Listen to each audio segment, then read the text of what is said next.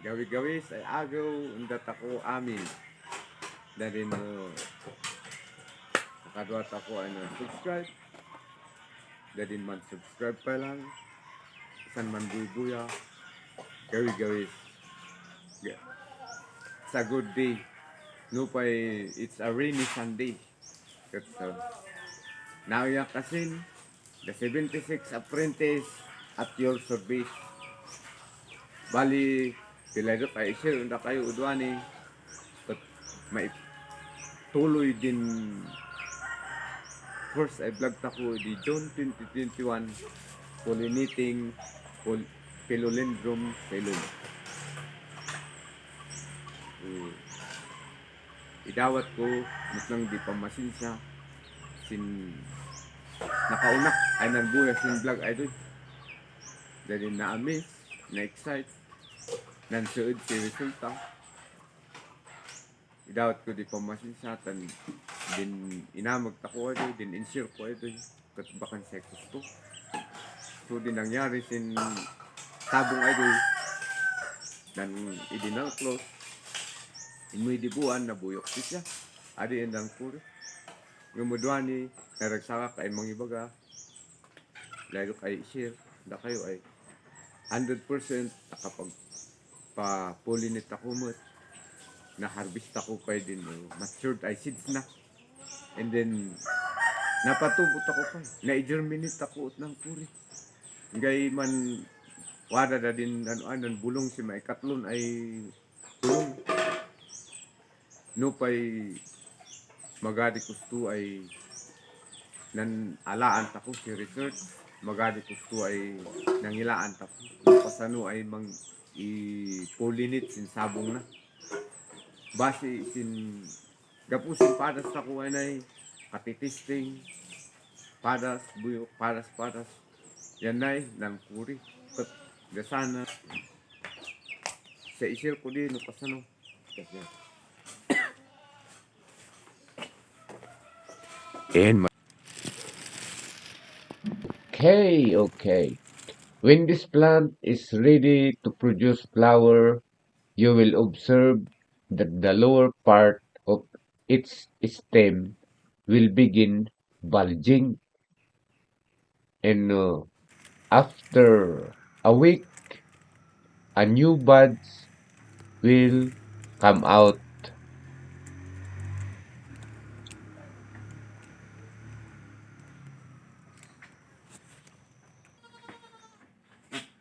And I want to point that our Selloum is planted in an open area. Rain or shine comes at any time since we cannot control the weather.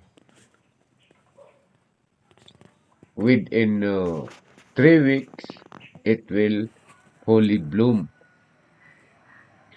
It will begin to open its flower at sunrise. And you can now start pollinating after 12 to 15 hours. That's the time it will fully bloom. When you're going to pollinate, you don't need to use any material like brush, stick, or anything.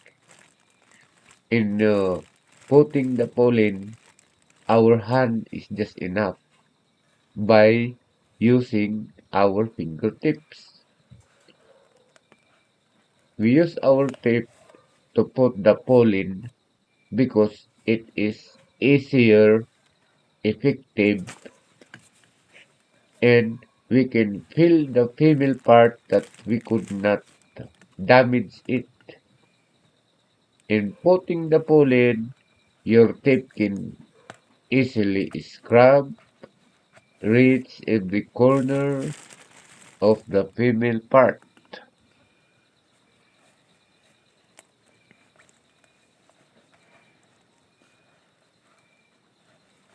One tablespoon of collected pollen is enough to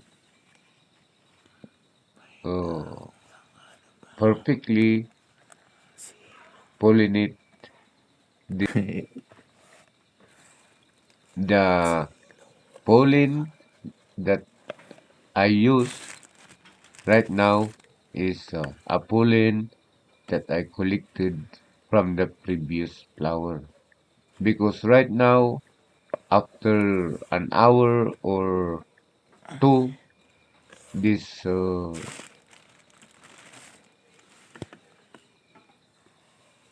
it will start to close again, and after 24 hours, it will now release its new pollen,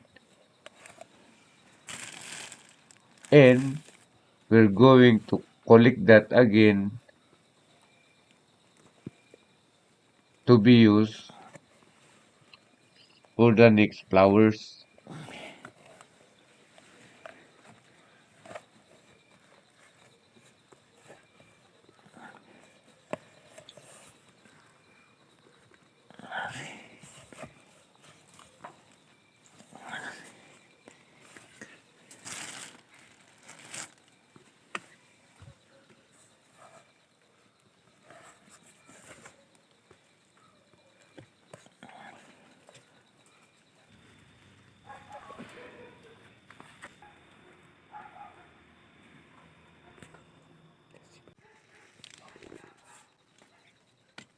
This is now the result after 24 hours. Before it will totally close, it, he will release its pollen. And again, we will going to collect it. And that's the time we're going to use a brush, a stick, or anything. Since it is hard to pull it with our fingertips. We put it on a container, but it is better if we put it on a plastic cellophane, a dried plastic cellophane, and we try to get as many as we can. I'm a little bit late in arriving to get the pollen. You can come early since you could harvest 3 times after you collected the first batch of the new release pollen. After 30 minutes, you can return and see if there is a newly released again. You can, as for my experience, you can collect 3 times.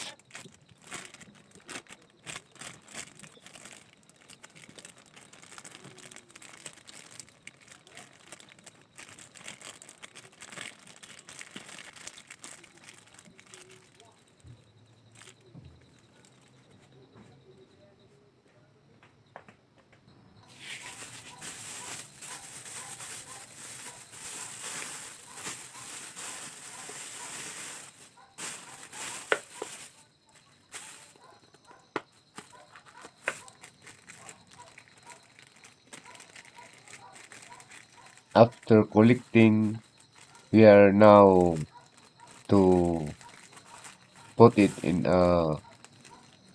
another plastic container. But before that, we're going to mark it since this is the fourth pack that we collected. And when we're going to use them, we get pollen in every pack, and then mix it together, and then that's it. Use it.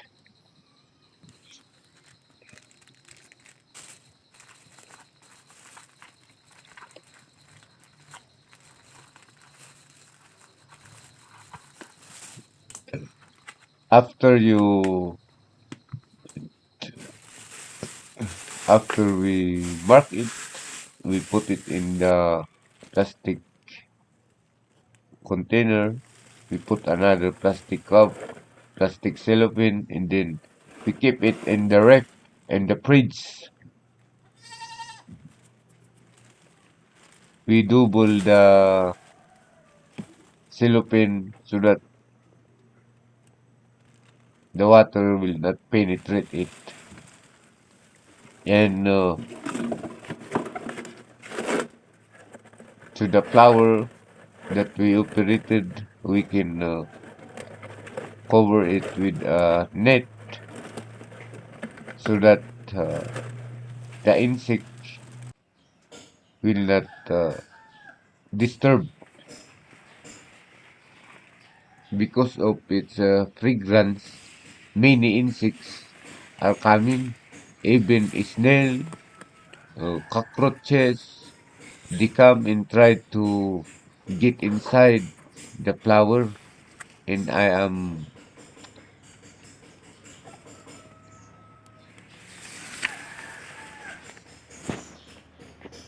and after a few more days, a month, you will now Yelo na siya. observe that Baka bibigyan mo.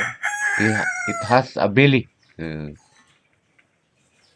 And to my record, Oh, I pollinated this in pero the ito month of hilong-hilo na. Malapit na ito. August. That was August 18th. And I harvested its fruits November 3. That is 77 days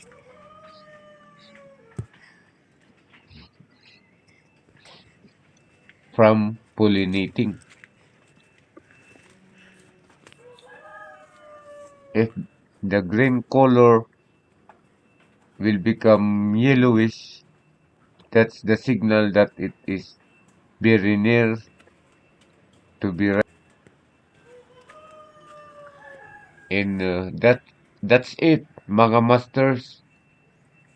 You can harvest it for a few more Nabraga days, ng butak. 5 days maybe. If you enjoy watching our video, I'm asking for a small favor. Please subscribe and share it with your friends. And also feel free to comment on the comment section if you have any questions, suggestions, recommendation,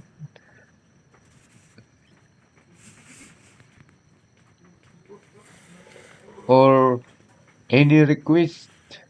And I am happy to answer those comments to the best of my knowledge through my experience. And again, please like, subscribe, and share my video. Thank you very much. Thank you very much. Thank you very much. Join me and let's discover what it is already been discovered. Okay? Okay.